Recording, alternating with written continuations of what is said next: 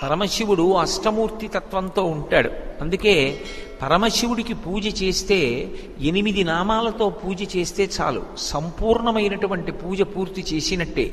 అవకాశం ఉంటే శివాష్టోత్తరం చెప్పచ్చు, శివ సహస్రం చెప్పచ్చు. అవకాశం లేనప్పుడు 8 నామములు చెప్తారు.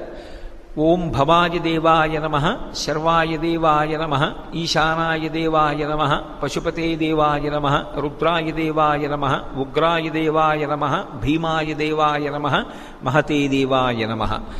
ఈ 8 నామాలతోటి తెల్లటి బియ్యాన్ని నీటితో తడిపి ఒక్కొక్క గింజ వేస్తే చాలు, శివార్చన పరిపూర్తి అయిపోయినట్టే.